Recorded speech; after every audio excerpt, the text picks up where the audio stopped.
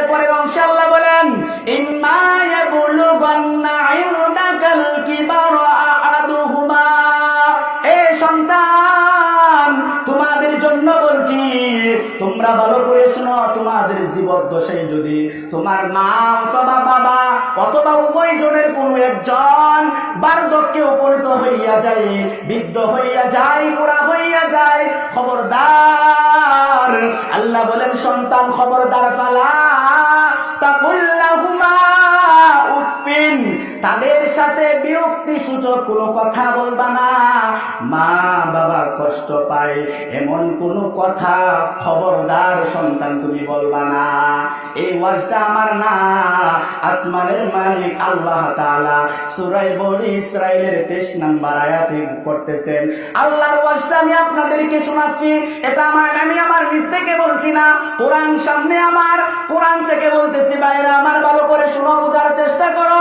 এরপরে অংশে আল্লাহ বলেন ওয়ালা তানহারহুমা, ও আমার কসাই বাড়ি এলাকার যুবক ভাইরা, হাতে পায়ে ধরে বলবো, অনুরোধ করে বলবো, আল্লাহ বলেন খবরদার তুমি তোমার মাকে ধমক দিবা না, তিরস্কার করবা না। মারে ধমক দিয়া কথা বলা যাবে না, বাবাকেও ধমক দিয়া কথা বলা যাবে না, আল্লাহ পাক নিষেধ করেছেন। আল্লাহ বলেন ওয়াকুল্লাহুমা কাওলান কারীমা, তাইলে তাদের সাথে বিরক্তি সূচক কোনো কথাও বলা যাবে না, ধমকও দেওয়া যাবে না। তাইলে মার সাথে বাবার সাথে তুমি সন্তান হিসেবে তাদের সাথে কিভাবে তুমি ব্যবহার করবা, এই ব্যবহারটাও আসমানের মালিক আল্লাহ কোরআনে জানায় দিয়েছেন। বলেন সুবহানাল্লাহ। ভাইরা আমার ভালো করে বুঝুন, ওয়াকুল্লাহুমা কাওলান কারীমা, বরং তার সাথে তাদের সাথে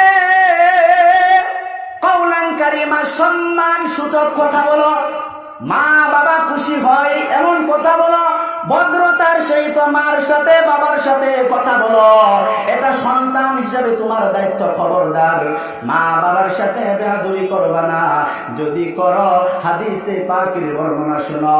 আল্লাহর হাবিব সাল্লাল্লাহু আলাইহি ওয়াসাল্লাম বলেছেন রিজাল রাব্বি ফি রিজাল ওয়ালিদ, এ সন্তান ভালো করে শোনো, আল্লাহর হাবিব বলেছেন হাদিসে পাকের বর্ণনা আছে রিজাল রাব্বি ফি রিজাল ওয়ালিদ, বাবার সন্তুষ্টিতে আল্লাহ সন্তুষ্টি। বলেন সুবহানাল্লাহ।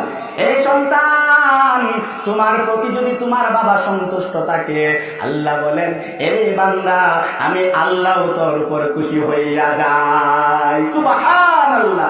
এত সুন্দর আলোচনা হাদিসে পাকের বর্ণনা একটা শুনেন, ওয়াসাখাতুর রাব্বি বিসাখাতিল ওয়ালিদ, এ সন্তান তোমার বাবা যদি তোমার প্রতি অসন্তুষ্ট থাকে, আল্লাহ পাক রব্বুল আলামিন ওই বান্দার প্রতি অসন্তুষ্ট হইয়া যান।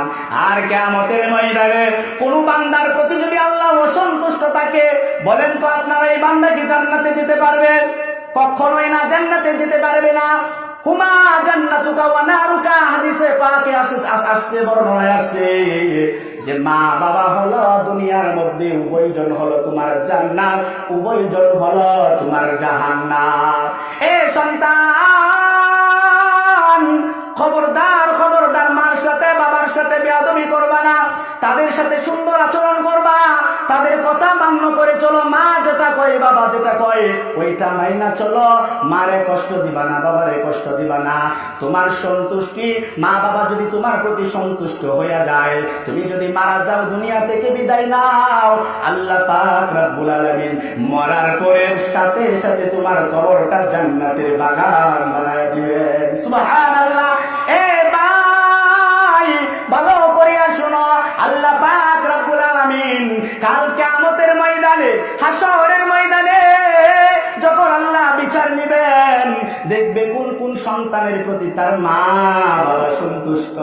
আল্লাহ যখন দেখবে তার মা বাবা সন্তানের প্রতি সন্তুষ্ট, আল্লাহ বলবেন বান্দা তুই তো দুনিয়াতে অনেক গুনাহ করেছ, আমি আল্লাহ তোর গুনার দিকে তাকাই না, আমি আল্লাহ তোর মা বাবা তোর প্রতি সন্তুষ্ট থাকার কারণে আমি আল্লাহ সন্তুষ্ট হয়ে গেলাম, তোর সব গুনাহ মাফ করে তোকে আমি আল্লাহ জান্নাতে ঢুকায় দিলাম। সুবহানাল্লাহ। ও আমার ভাইরা বন্ধুরা ভালো করে শুনুন, 5টা দায়িত্ব, 5টা আলোচনা হয়ে এসেছে ওয়াখফিদু লাহুমা জানাহায যুল্লি মিনার রাহমাহ। আল্লাহ পাক রব্বুল আলামিন এই আয়াতে বলেন, এই দুনিয়ার সন্তানেরা তোমরা তোমাদের মায়ের সামনে লাঞ্ছনার ডানা পাকারে বিছায়া দাও, সর্বদাই বিনয়ের সহিত তাদের সামনে থাকো, তাদের সাথে বেয়াদবি করবা না, তাদের কথা মাইনা চলো। আল্লাহ বলেন করুণার ডানা বিছায়া দাও। অসুস্থ হয়ে গেছে, মার খোঁজ খবর নাও। কত সন্তান আছে মার খবর নেই না, বাবার খবর নেই না। কত সন্তান এমন আছে বড় লোকের মেয়েকে বিবাহ করে সন্তান শ্বশুরালয়ে চলে যায়, অন্যত্র চলে যায়।